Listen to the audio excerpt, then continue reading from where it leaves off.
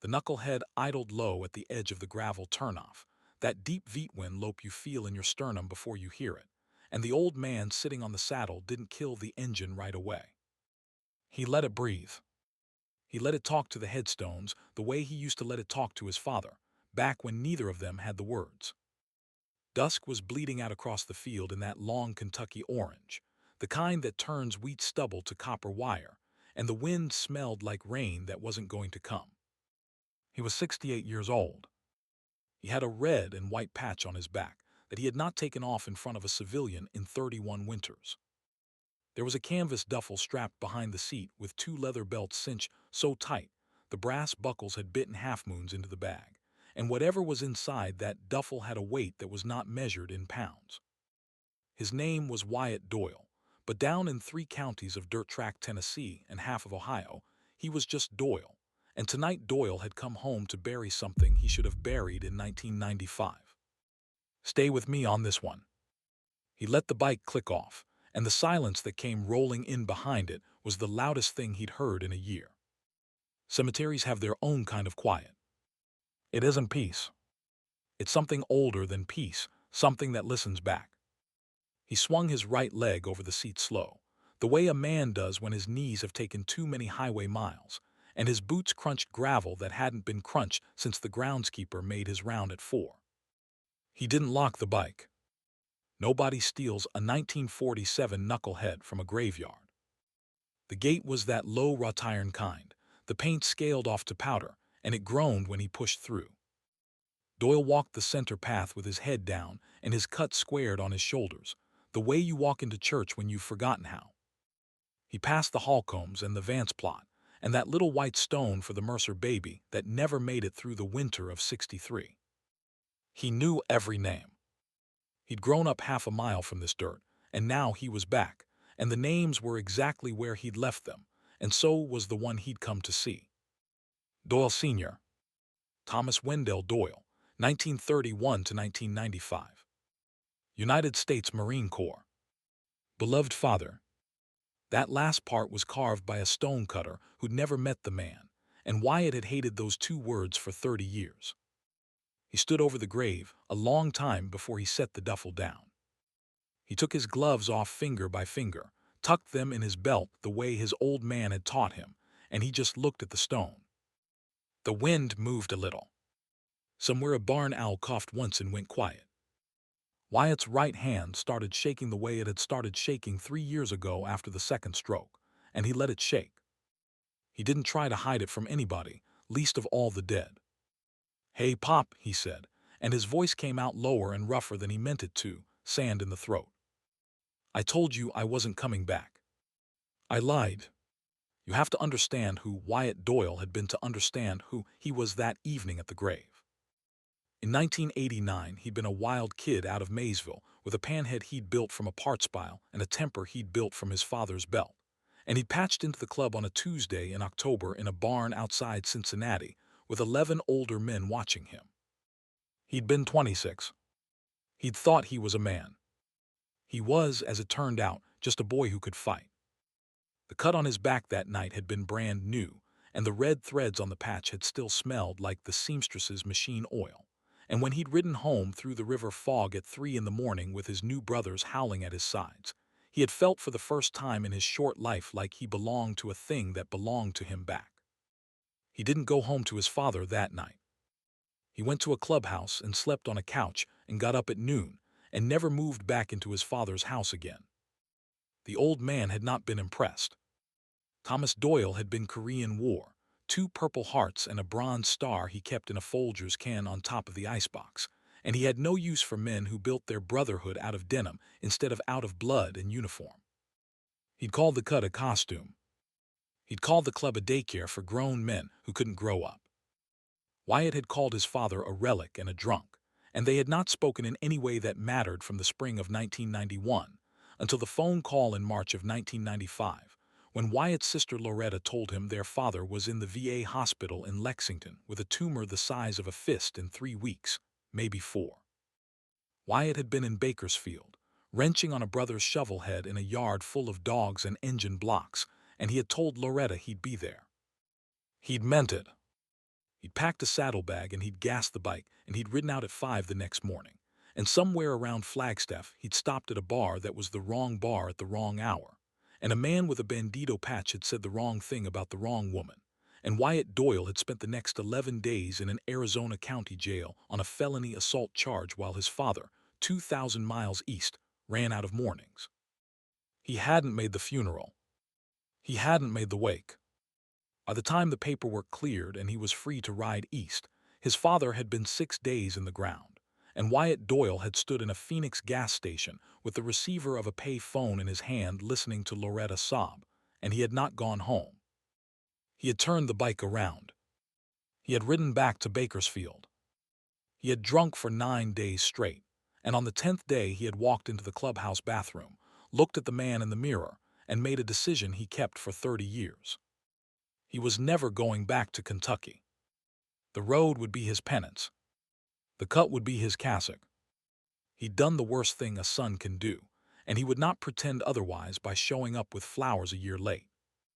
30 years. Loretta had written him letters. He'd read them. He'd never written back. She died in 2018 of the same kind of cancer that took their father, and that time Wyatt had gone to the funeral because she was his sister. But he had not visited the old man's stone. He had stood at the gate of this exact cemetery in October 2018 with his panhead idling under him, and he had not been able to make himself ride through.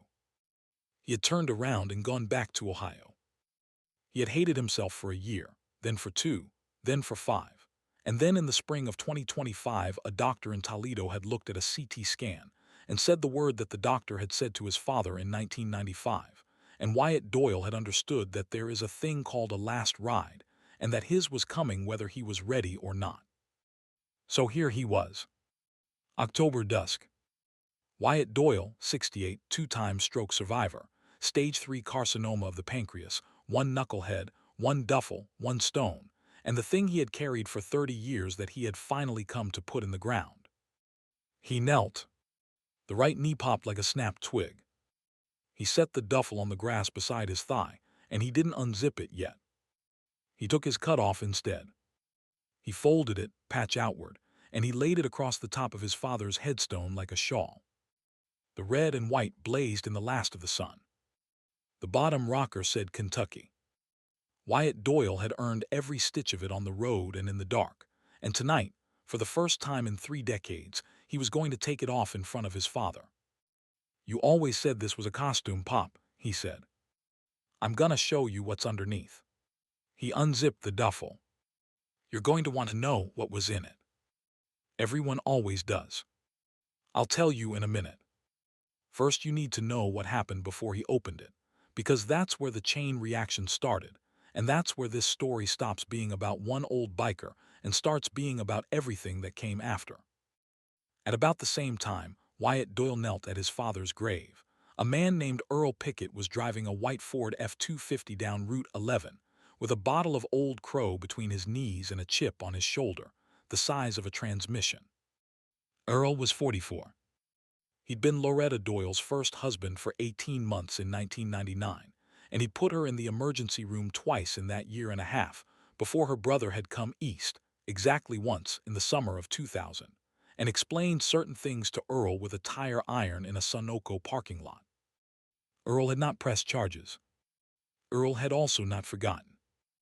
Earl had spent 25 years telling anybody who'd listened that one day he was going to find that Hell's Angel son of a bitch and put him in a hole. And tonight, of all the nights, Earl had been at the Legion Bar 3 miles down the road when somebody had mentioned that an old man on a red bike with a red and white patch had rolled through town and turned up the cemetery road, and Earl had set down his glass and walked out without paying his tab. So while Wyatt Doyle was kneeling at the grave, Earl Pickett was 4 miles away and closing, with a Ruger Mini 14 racked behind the seat of the Ford, and the orange sun was sliding behind the ridgeline, and a barn owl was lifting off a fence post a quarter-mile east, and none of the 3 of them knew yet what the night was going to do. Back at the grave, Wyatt reached into the duffel.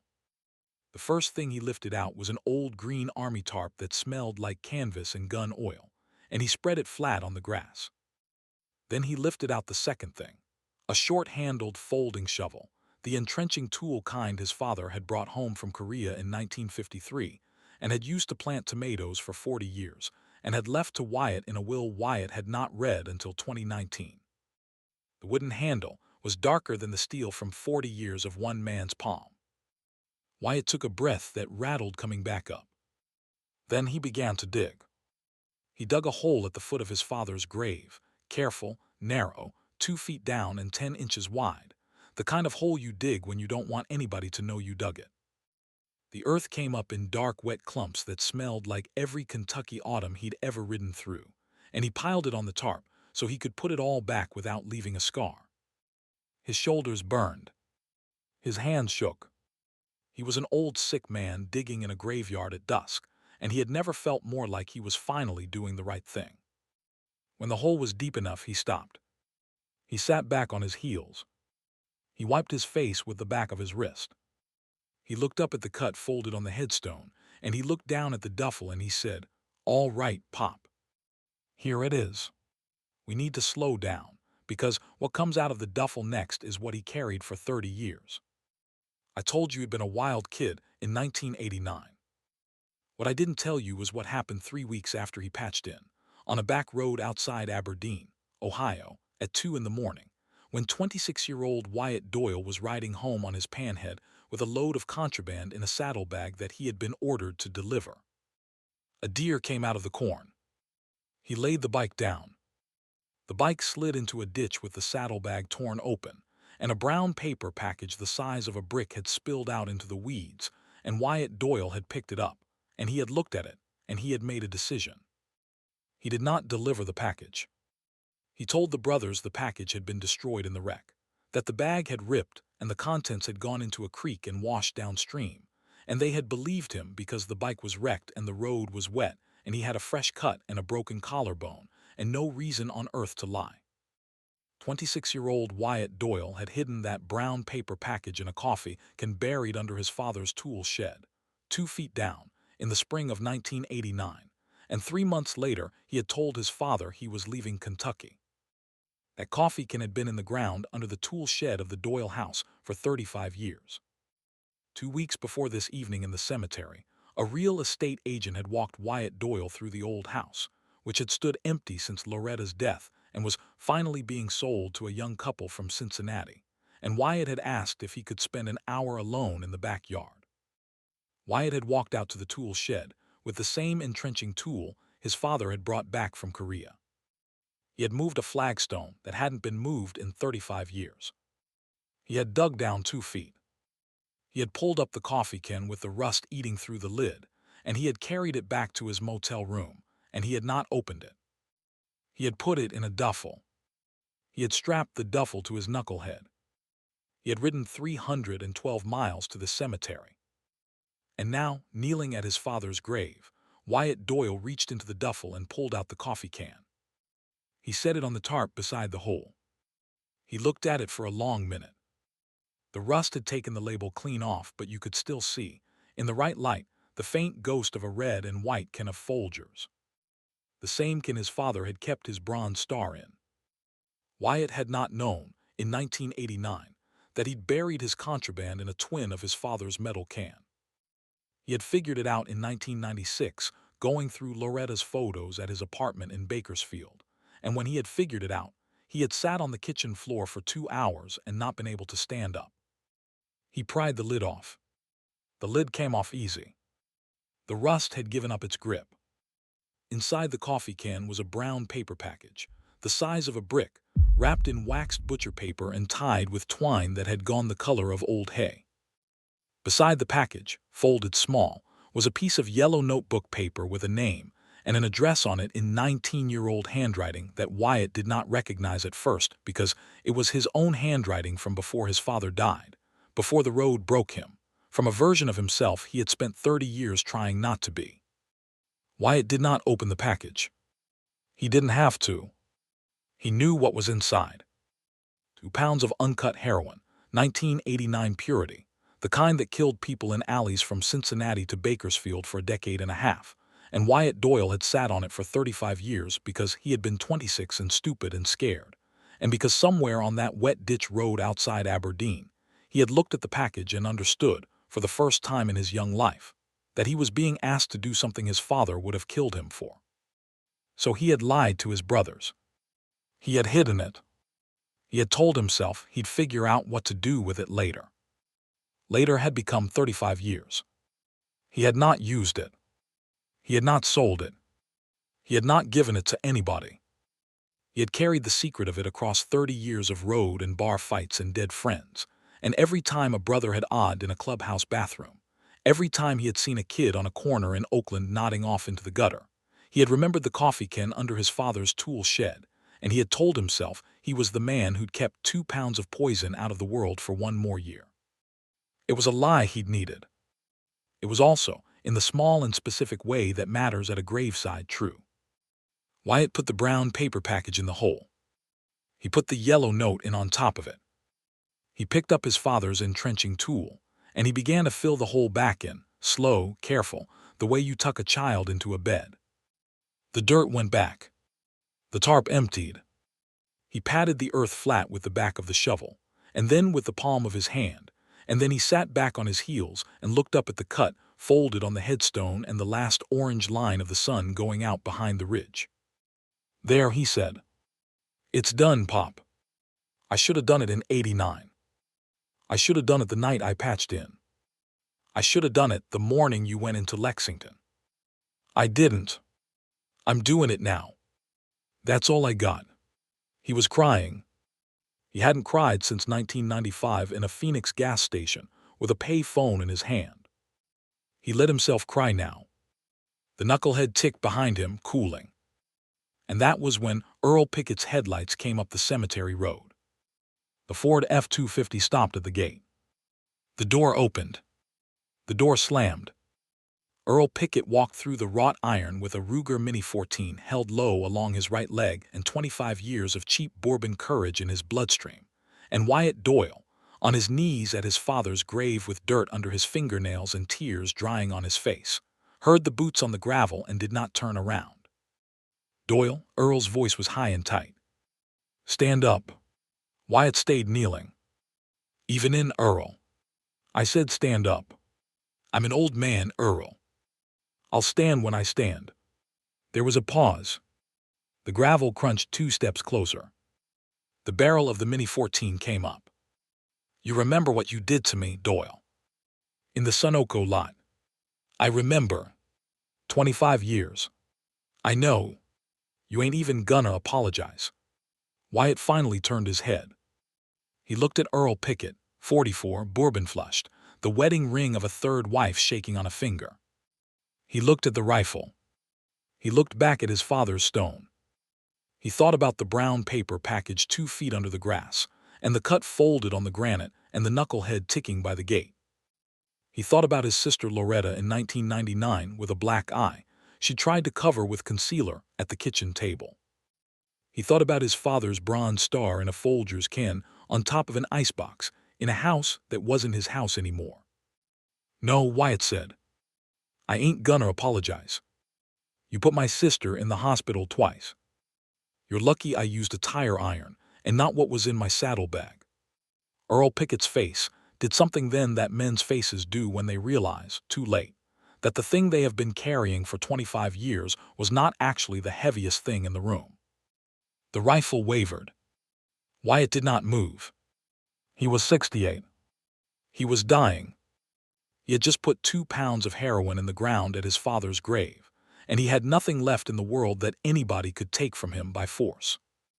"Pull the trigger, Earl, or go home," Wyatt said. "I ain't gonna run." What happened next happened fast, and it happened slow, the way these things do. Earl Pickett took a step forward.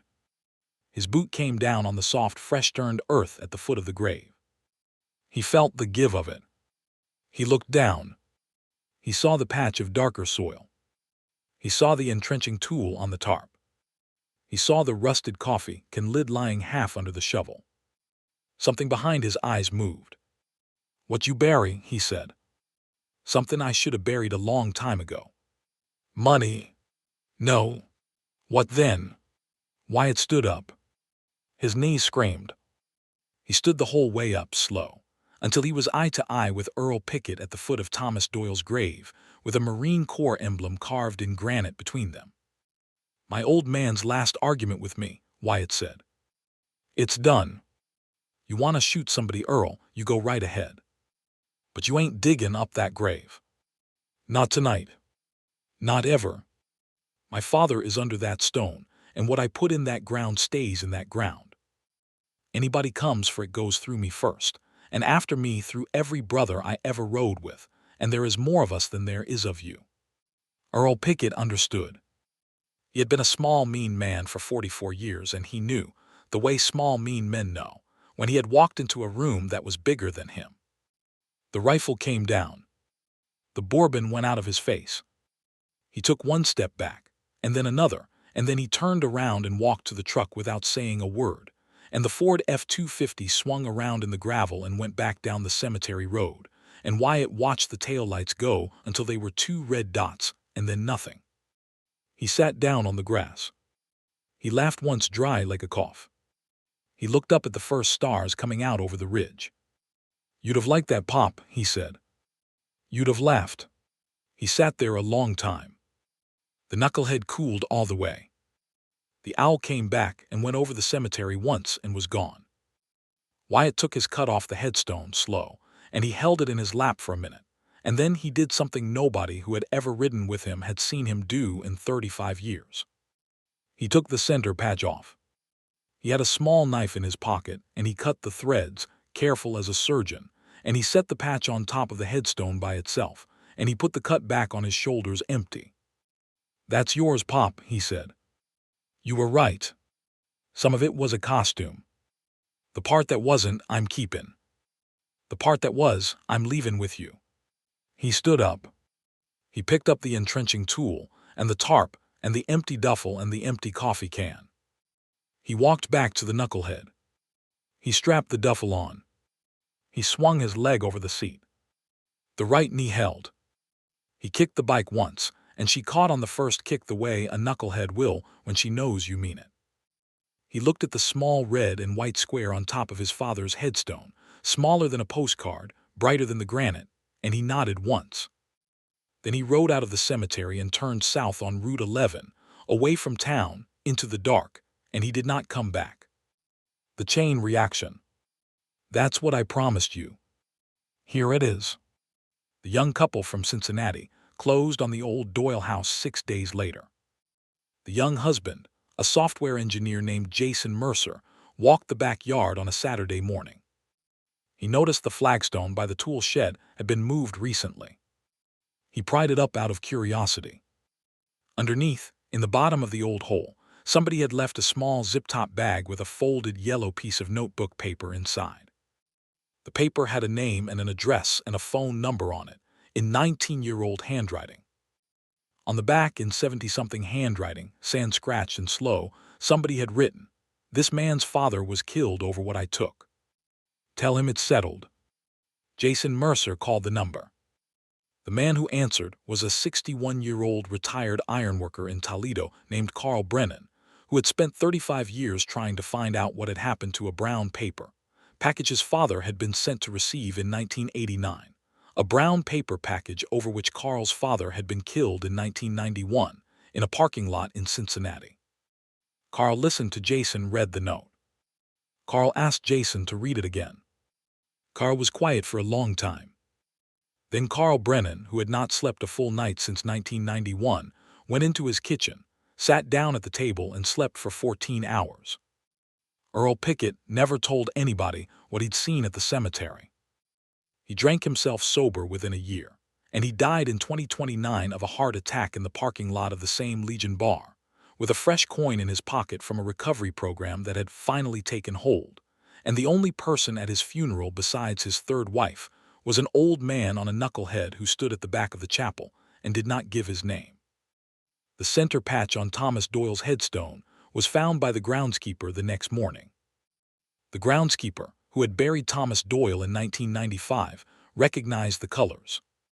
He did not touch it. He told the priest. The priest, who had been a hospital chaplain in Lexington in 1995 and had sat with Thomas Doyle on the last night, and had heard the dying man say one thing over and over, which was "Bring my boy home," called the diocese. The diocese said, "Do nothing. Leave it." So they left it. It sat on the headstone through one Kentucky winter, and in the spring of 2026, the priest noticed it was gone. Nobody ever said who took it. Wyatt Doyle made it to the spring of 2026. He did not make it to the summer. He died on a Tuesday in May in a small house in Toledo, in a bed by a window, with Carl Brennan sitting in a chair beside him, holding his hand, and the knucklehead parked under a tarp in the driveway. Carl had walked into the room, and Wyatt had opened his eyes and said, "You Tom Brennan's boy?" And Carl had said, "Yes, sir." And Wyatt had said, "I owe you a conversation." And Carl had said, "We can have it now." And they had. It took 4 hours. When it was done, Wyatt closed his eyes and slept, and around midnight he stopped breathing, and Carl walked outside and watched the sun come up over Ohio and felt, for the first time in 35 years, that the road behind him had finally ended somewhere that wasn't a parking lot in Cincinnati. Some debts you cannot pay back. Some debts you can only pass forward.